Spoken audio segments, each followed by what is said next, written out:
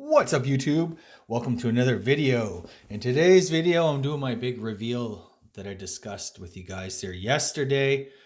Quick disclaimer, I'm not a financial advisor, so please do your own research and consult with a financial advisor before making any investment decision like buying gold or silver or pursuing any of the strategies I discuss on this channel. The channel's for entertainment purposes only. Today's March 8th, 2023. And as I said in my video yesterday, I managed to pick up a really cool piece. And in front of me here are two 20 franc gold coins, you know, the famous rooster with this figure on the back. This might actually be a restrike. It's 1910. These are beautiful coins. I think this one here was like an AU.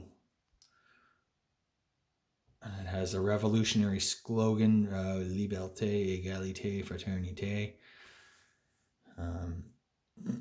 It's a really good piece. But this one here I was most excited about.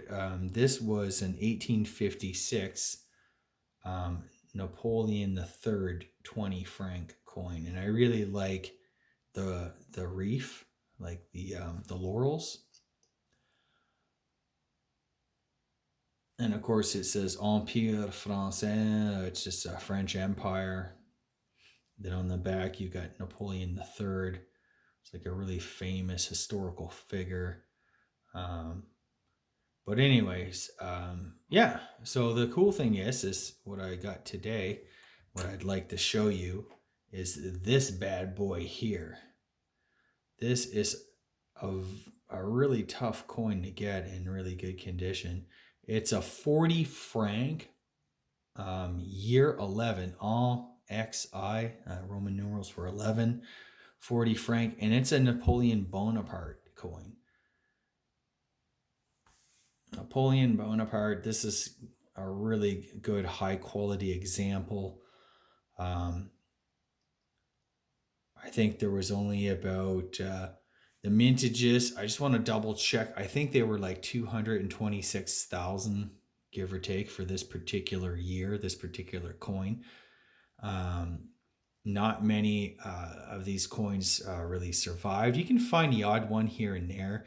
They're usually pretty beat up. I mean, these have been around for like 200 years, right? So, but these old Napoleon coins are really unique, and you know they have a lot of history behind them. Obviously Napoleon Bonaparte's like super famous, you know, the whole French Revolution and the Napoleonic Wars and the Battle of Waterloo and all the drama around his exile to the island of Elba, and then he escaped and came back to France, raised an army, fought, you know, the famous Battle of Waterloo, and then ended up getting exiled to St. Helena, where he died in 1821.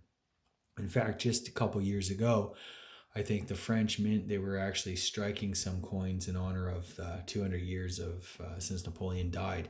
But the interesting thing, after Napoleon was exiled the first time, King Louis the 18th took the throne of France, and he hated Napoleon. He was trying to melt down as many of the coins, trying to get rid of them all. So, as was the case with that Russian coin I showed a few weeks ago, the 5 ruble, the 10 ruble, those type of coins.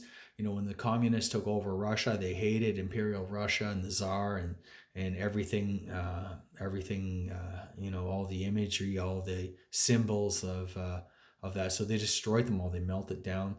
You know, some were hoarded or away and, you know, survived. Some examples survived, but the vast majority of them were actually melted down by the communists. So same sort of thing happened here in France, right? King Louis the 18th took over and said, no, I'm sick of seeing Napoleon's face on these coins, and melted them all down. So these are actually not super rare, but these are kind of tough. This one here, as you can see, this is AU 58.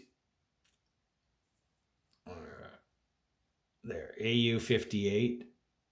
Oh, there. So, you know, NGC, this is not, so this is a really high quality example. It still has a lot of the mint luster. The details are extremely good and great. You can see a lot of detail, especially in the figure of Napoleon. Just incredibly beautiful. I knew I wanted one of these types of coins, just because I've been doing that, historical collection of, World War One and that type of stuff. And I've always wanted one. I just couldn't really afford one. I didn't really have the money. I couldn't really find one in a good enough grade. I felt like I needed, like a majestic piece to kind of do justice to, Napoleon as, that towering historical figure. Um, and Yes, this is definitely a keeper. This goes in the collection and doesn't come back out. It's a really beautiful coin, and I'm really proud to have won it at an auction. Spent more than I would like, but definitely, for these types of coins, this is just below uncirculated, and uncirculated examples are very, very expensive. So I figure, as an investment, this probably has a lot of appreciation potential.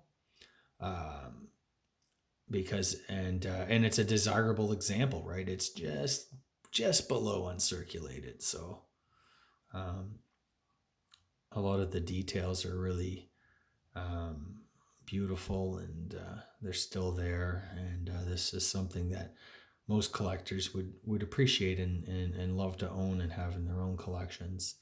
Um, So yeah, the coin itself, I can talk. It's 90% gold. Um, I'm sure there's like 10% copper or something like that, a mix of silver and copper in there. It weighs 12.90322 grams.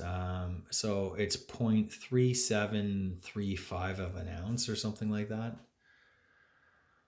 And this was year 11, so that would correspond to 1802, 1803. The French Revolutionary calendar, unfortunately, it begins in like September, so it's like kind of straddles our like 2 years, basically, in our calendar.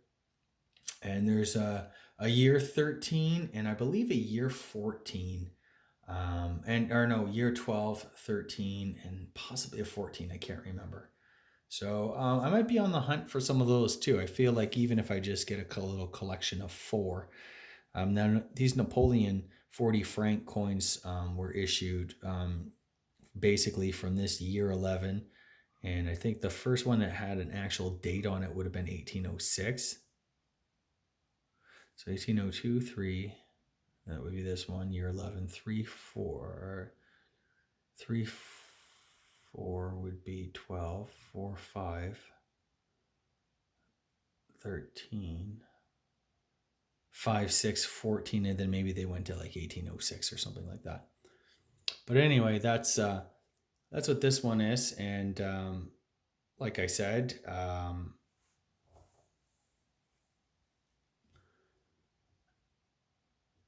they went up to, I forget what year, 1812. And then I believe some were struck in 1815. I know there was 20 francs struck in 1815 for like 100 days when Napoleon returned to power.